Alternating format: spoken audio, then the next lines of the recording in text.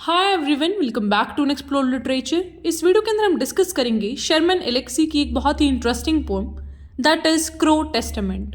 अब बात करते हैं पोइट के बारे में। तो पोइट का नाम है शर्मन एलेक्सी। इनका बर्थ हुआ था 7 अक्टूबर 1966 में। बैकग्राउंड की बात करें तो he is a native American author, poet and film maker. ये स्पोकेन ट्राइब से बिलोंग करते हैं। बर्थ प्लेस है इनका वाशिंगटन, यूएसए। और इनके नोटेबल वर्क्स हैं the absolutely true diary of a part time Indian, जो कि एक नोवेल है, स्मोक सिग्नल्स एक फिल्म है, और एक नोवेल है इनकी रिजर्वेशन ब्लूज। तो ये काफ़ी इंपॉर्टेंट वर्क्स हैं इनके। Now let's discuss the poem line by line. तो पोएम को शुरू करने से पहले मैं आपको थोड़ा थीम बता देती हूँ कि पूरी जो स्टोरी है या फिर कहीं पूरी पोएम है उसके अंदर क्या बैकग्राउंड चल रहा है। तो हो क्या रहा है, यहाँ पे बताया गया है स्ट्रगल्स ऑफ नेटिव अमेरिकन्स के बारे में। यहाँ पे क्रो का सिंबल यूज़ करके कि जो नेटिव अमेरिकन्स है ना, वो कितना स्ट्रगल फेस कर रहे हैं, क्या क्या प्रॉब्लम्स आ रही हैं उनकी लाइफ में, बिकॉज कोई बाहर से आके उन पे अपना इन्फ्लुएंस डाल रहा है। तो ये सारी चीज़ें बताई गई हैं और इसके मेजर थीम्स हैं आइडेंटिटी, हिस्ट्री और रेजिलियंस। ये हम पूरी पोएम में देखने वाले हैं। तो now let's start with the first paragraph. Cain lifts Crow, that heavy black bird, and strikes down a bill. Damn, says Crow, I guess. This is just the beginning. तो from the very first line it is very clear कि यहाँ पे genesis से हमारा जो scene है वो लिया गया है, जहाँ पे केन और ये जो अबेल हैं ये दो भाई हैं। और ये बच्चे किसके हैं? एडम और ईव के। जो आपने पैराडाइज लॉस्ट पढ़ा होगा उसके अंदर एडम और ईव का आपको रेफरेंस मिलता है कि those were the first human beings जो कि भगवान ने बना के भेजे थे। तो क्या होता है, उनके जो ये जो दो लड़के हैं केन एंड एबेल, ये आपस में ऐसा लड़ रहे हैं और जो केन है उसने मार दिया अपने भाई एबेल को। तो यहाँ पे पहले सीन में तो जो क्रो है ना उसको एक तरीके से एक वेपन के रूप में यूज़ किया गया है कि जो केन है उसने एक क्रो उठाया and he hit that on Abel, जिससे एबेल की मौत हो गई। तो यहाँ पे जो हमारे पोइट हैं वो ये कहना चाहते हैं कि अमेरिकन्स यूज़ करते हैं बिब्लिकल रेफरेंसेस को अपने एक्शंस को जस्टिफाई करने के लिए। फिर वो क्रो का जो थर्ड लाइन में यूज़ करते हैं that is to represent native population of America, कि जो नेटिव पॉपुलेशन है, नेटिव होते हैं जो वहाँ के इंडिजिनस पीपल थे, जो वहाँ पे पैदा हुए हैं वहीं रहते हैं, दोज आर नेटिव्स। तो उनके स्ट्रगल्स के बारे में बात करते हैं कि जो नेटिव अमेरिकन्स हैं ना वो अपने ही लैंड पे एक्सप्लॉइटेड हैं। बाहर से यूरोपियंस आए और उन्होंने उनको ही एक्सप्लॉइट कर दिया। जैसे इंडिया में भी हुआ था ना, हमारे यहाँ पे ब्रिटिशर्स आए और हमें ही एक्सप्लॉइट करना शुरू कर दिया। हमारे ही रिसोर्सेज हैं, हमारा ही सब कुछ है और हम पे ही दादागिरी चला रहे हैं। So that the same case was there in case of America, जहाँ पे यूरोपियंस ने अमेरिकन लैंड पे आके उनको एक्सप्लॉइट करना स्टार्ट कर दिया था। तो फिर वो बोलते हैं it is just the beginning, कि देखो ये तो शुरुआत है जो मैं तुम्हें स्ट्रगल्स बताने वाला हूँ नेटिव अमेरिकन्स के, बहुत कुछ होने वाला है आगे पोएम में। ऐसा जो हमारे पोएट हैं वो एस्टेब्लिश कर रहे हैं for his readers. Now the second paragraph is the white man disguised as falcon swoops in and yet again steals a salmon from crow's talons. Damn, says crow, if I could swim. So यहाँ पे भी यही बात बताई गई है कि जो एक्सप्लॉइटेशन हुआ है बाय वाइट्स, किसका? अमेरिकन नेटिव्स का, कि ये जो वाइट लोग आए, जो ये यूरोपियंस आए, इन्होंने क्या किया, यहाँ पे डिस्गाइज्ड हो गए ऐसा फाल्कन। तो ये जो फाल्कन ना ये एक बर्ड होता है। तो बेसिकली यहाँ पे क्या कहने की कोशिश कर रहे हैं पोइट कि ये जो बाहर से आए हैं लोग यूरोपियंस, ये डिस्गाइज्ड हुए, मतलब कि ये इतने अच्छे लेवल पे मैनिपुलेट कर पाए नेटिव अमेरिकन्स को, और फिर उन्होंने क्या किया, उनसे ही उनकी लैंड को छीनना शुरू कर दिया। मतलब कि दे स्टार्टेड एक्सप्लॉइटिंग देम, और फिर धीरे धीरे करके उन्होंने उनकी ज़मीनों को भी हड़पना शुरू कर दिया। And they said that okay we are the bosses now, ठीक है, अपने आप का फिर ऐसे जो सुप्रीमेसी है उसको एस्टेब्लिश कर दिया। And they started treating them as lower. तो वो सारी चीज़ जो इंडिया से अगर आप रिलेट करके देखेंगे तो बहुत सिमिलर सा इनका आउटलुक मिलेगा आपको यूरोपियंस का, what they did here, and जहाँ पे भी इन्होंने एक्सप्लॉइटेशन करा। Damn says Crow if I could swim. तो इस लाइन से वो क्या रिफ्लेक्ट करना चाहते हैं, तो यहाँ पे जो क्रो है ना, जो नेटिव अमेरिकन्स हैं, वो क्या सोच रहे हैं कि काश हमारे पास एक एबिलिटी होता स्विम करने का, कि हम यहाँ से क्या करते हैं, जा चुके होते, मतलब हम इस लैंड को हमेशा के लिए छोड़ चुके होते, बिकॉज यहाँ पे हमें इतना डैमेज हुआ है, we are too much exploited है। इन शॉर्ट वो ये कहना चाहते हैं कि भाई इतना यहाँ पे हम सफ़र कर रहे हैं कि हम इस लैंड पे अब रहना भी नहीं चाहते। So as there are total 7 stanzas, we are on third now. इसमें क्या है, The crow god as depicted in all of the reliable crow Bibles look exactly like a crow. ये बहुत ही इंटरेस्टिंग बात इन्होंने यहाँ पे बोली है, जहाँ पे वो रिलीजन की बात करते हैं सोसाइटी के अंदर, कि जो क्रो गॉड है, मतलब कि एक जो यहाँ पे इन्होंने गॉड का रिप्रेजेंटेशन दिया है वो बहुत ज़्यादा सिमिलर है दूसरे क्रोज से जिनको वो वर्शिप करते हैं। अगर इसको सीधी भाषा में कहें तो वो ये कहना चाहते हैं कि भाई जिनका तुम ऐसा सुपरियोरिटी मान रहे हो ना, जिनकी सुप्रमेसी तुम मान रहे हो ये यूरोपियंस, वो भी हमारे जैसे ही हैं। उनको तुम ये मत मानो कि भाई ये तो पता नहीं कहाँ से आए हैं, they are the supreme beings. जैसे कि उन्होंने यहाँ पे बोला था इंडियंस को कि भाई इंडियंस तो इन्फीरियर है, हम लोग सुपीरियर हैं, हम आपको सिखाएंगे कैसे तमीज़ में रहा जाता है, कैसे पढ़ा लिखा जाता है। तो वही चीज़ वो वहाँ पे भी कर रहे हैं कि भाई we are the one who are supreme. तो यहाँ पे पोएट वही चीज़ है जो बताने की कोशिश करते हैं कि ये तो अलग अलग तरीके से तुम्हें मैनिपुलेट करेंगे कि we are the Crow god, we are the human god here, लेकिन तुम्हें क्या है उस चीज़ को एक्सेप्ट नहीं करना है, बिकॉज हमारे जैसे ही तो दिखते हैं, इंसानी तो है ये भी, और हमारे अंदर वो पावर है कि हम इनको आउटथ्रोन कर सकते हैं। तो ये सारी चीज़ें वो इस पैराग्राफ में प्रेजेंट करते हैं। तो यहाँ पे वो एब्सर्डिटी बताते हैं ह्यूमंस की कि कैसे वो वर्शिप करते हैं एक गॉड को जो कि उनके जैसा ही है। तो यहाँ पे वो वाइट एक्सप्लॉइटर्स की बात कर रहे हैं कि भाई ये आके हमारे यहाँ पे रहने लग गए और अब खुद को ये ऐसा बिहेव कर रहे हैं कि बस इनसे तो सुप्रीम कोई है ही नहीं। ये तो बहुत बेतुकी बात है, and even we are accepting that.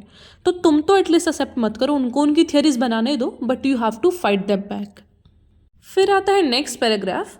Among the ashes of Jericho Crow sacrifices his first born son. Damn says Crow a million nests are soaked with blood.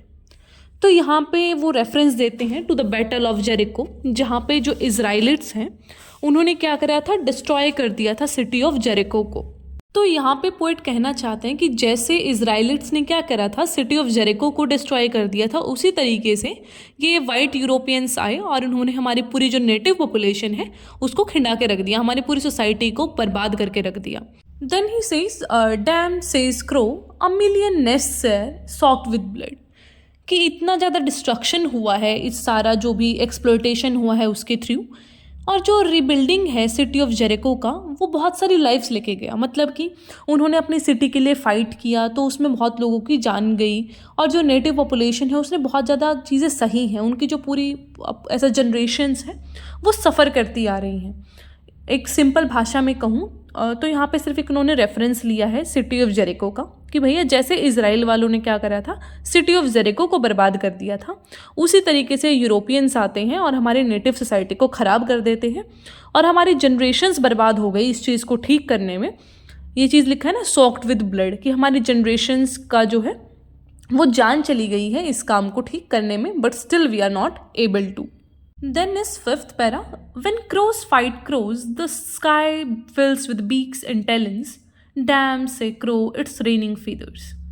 तो ये क्या कह रहे हैं यहाँ पे, अब थोड़ा सा इंटरनल कॉन्फ्लिक्ट की बात बता रहे हैं कि अब क्या हो रहा है कि अब हमें थोड़ा सा सतर्क हो जाना चाहिए, क्योंकि अब हमारी लड़ाई है ना जो उनके साथ नहीं रही है वाइट मैन के साथ, अब तो हम आपस में ही लड़ने लग गए हैं। और ये सबसे ज़्यादा एक परेशानी की बात है कि पहले हमारा क्या था, हमारा टारगेट सेट था कि भाई इनके साथ लड़ना है, ये लोग बाहर से आए हैं, ये परेशानी कर रहे हैं। अब इन नेटिव्स को क्या करा है इन यूरोपियंस ने, इतना भड़का दिया है, इतना भर दिया है कि now they are fighting among themselves. उसकी वजह से बहुत ज़्यादा डिस्ट्रक्शन हो रहा है और ब्लड शेड हो रहा है। जो ये कह रहे हैं ना कि क्रो फाइट्स क्रो, मतलब नेटिव्स आर फाइटिंग नेटिव्स, और उसकी वजह से जो पूरा आसमान है वो बीक से और टैलेंट से भर गया है। मतलब कि हमारा ही आपस में खून बह रहा है, हम किसके लिए लड़ रहे थे वो पूरा कॉज ही हम भूल चुके हैं। तो यहाँ पे एक पूरा साइन दिया गया है कि जो नेटिव कल्चर है ना वो वॉर में है, और जो वाइट्स हैं वो अपना जो टारगेट है उसको अचीव करते हुए दिख रहे हैं, बिकॉज उनका टारगेट ही क्या था, हमारी सोसाइटी को बर्बाद करना, and I think they are successful in to it. तो ये बात पोएट बोलते हैं फिफ्थ पैरा में। Now a second less stanza is stanza number 6। ये सबसे बड़ा स्टेंजा है पूरी पोएम का। Crow flies around the reservation and collects empty beer bottles, but they are so heavy, he can only carry one at a time. So one by one he returns them, but gets only 5 cents a bottle. Damn, says Crow, redemption is not easy. तो ये काफ़ी deep बात उन्होंने कही है कि जो पूरा हमारे वॉर हुआ ना, जो हमारे पेन्स हैं नेटिव्स के, हम उनको कम्प्लीटली नहीं हटा सकते। वो एक न एक फॉर्म लेके हमारे बीच आ जा रहे हैं। बहुत सारी चीज़ें हैं जो हम फेस कर रहे हैं, और अब तो हालात इतने बदतर हो गए हैं, इन्होंने हमें इतना एक्सप्लॉइट कर लिया, हमारे सारे रिसोर्सेज ले गए हैं कि हमें बियर की बॉटल्स को कलेक्ट करना पड़ रहा है, जो भी एम्प्टी बियर बॉटल्स, ठीक है, और उससे ही हम अपना गुजर बसर करने की कोशिश कर रहे हैं। Like we are trying to live our lifes इस छोटी सी अमाउंट के साथ ही जो हमें मिल रही है। तो यहाँ पे वो सिर्फ ये रिफ्लेक्ट करना चाहते हैं कि पूरा एक्सप्लॉइटेशन हो चुका था, और फाइनेंस के तौर पे भी, रिसोर्सेज के तौर पे भी एक्सप्लॉइटेशन हर लेवल से हो रहा है। मतलब उनको आपस में भी लड़वा दिया, उनके सारे रिसोर्सेज भी छीन लिए। हम उनके पास सिर्फ इतना ही पैसा है कि वो अपना खाना जैसे तैसे गुजारा कर रहे हैं। मतलब अलाइंसेज है ना कि but gets only 5 cents a bottle, कि उनको कुछ ही पैसा मिलता है इन चीज़ों का। फिर यहाँ पे वो ये भी बताना चाहते हैं कि कैसे पोवर्टी और एल्कोहलिज्म भी काफ़ी था इस नेटिव अमेरिकन पॉपुलेशन में। और जो ये लाइन है यहाँ पे, unable to carry a bottle, मतलब कि वो एक एक करके इस बॉटल को कैरी कर रहे हैं। मतलब कि उनको अब इतना तुमने बर्बाद कर दिया, उनकी हेल्थ भी डिटेरियोरेट हो गई है because of this alcohol problems, वो एक साथ सारी बॉटल्स भी नहीं कैरी कर सकते। Dam says crow, redemption is not easy. तो फिर यहाँ पे पोइट बोलते हैं कि भैया इतना भी अब इजी नहीं है सारी चीज़ों को दोबारा से लेके आना, अपनी जो चीज़ें थी उनको वापस से फॉर्म में लेके आना, that is very much difficult. अब आते हैं हमारे लास्ट स्टेंजा पे। Crow rides a pale horse into a crowded powwow but none of the Indian panic. Damn says Crow, I guess that already live near the end of the world. तो ये सबसे एक difficult phase उन्होंने दिखाया है। यहाँ पे वो क्या बताना चाह रहे हैं कि crow rides a pale horse. तो ये जो पेल हॉर्स है ना, वो डेथ को रिप्रेजेंट करता है। कि ऐसा लगता है कि ये सारे क्या है, एक सेलिब्रेशन के अंदर है। ये जो क्राउडेड पाव वाव है, this is a kind of celebration of American culture, जो कि इंडिजिनस पीपल इकट्ठे होके अपने जो भी फोर फादर्स हैं, उनके ट्रेडिशंस हैं, उनको ऐसा सेलिब्रेट करते हैं। तो क्रो यहाँ पे सिम्बलाइज करता है डेथ को।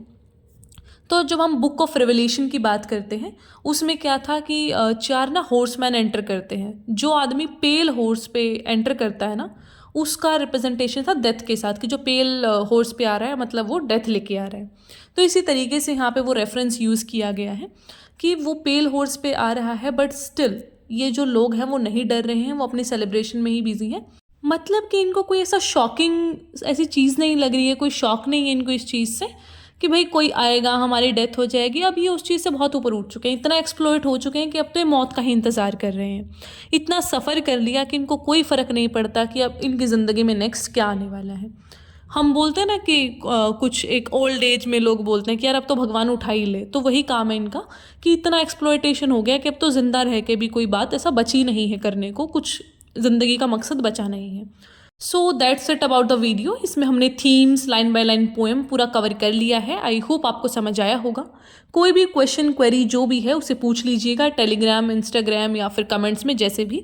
दूसरे चैनल को सब्सक्राइब करना ना भूलें, वहाँ पे आपके DSC जी कोर्सेज का आपको पूरा वो मिलेगा कंटेंट, वहाँ पे सब्सक्राइब कर लीजिएगा। और ऑल्सो इस चैनल पे भी 10 के सब्सक्राइबर्स करवा दीजिए जल्दी से। जितना भी जैसा आपका रिस्पॉन्स रहेगा उसके अकॉर्डिंग हम जल्दी से सिलेबस पूरा करने की कोशिश करेंगे। इंपॉर्टेंट क्वेश्चन, प्रीवियस ईयर, सारी चीज़ें आपके लिए लेके आई जाएंगी। बट इट मैटर्स कि आप कैसे अपना फीडबैक देते हैं। अपना कमेंट में अच्छा बुरा भला जैसा भी आपको लगा, अपना फीडबैक ज़रूर छोड़ के जाएं। That will be highly appreciated. Alright, और मैंने साथ साथ में आपको ये जो स्लाइड्स ऐड करी है बीच में नोट्स के लिए, उनके आप स्क्रीनशॉट ले सकते हैं ताकि आपको नोट्स मिल जाएं। Alright, so I'll meet you in the next video. Till then, take care, stay happy, stay healthy, and don't forget to subscribe the channel.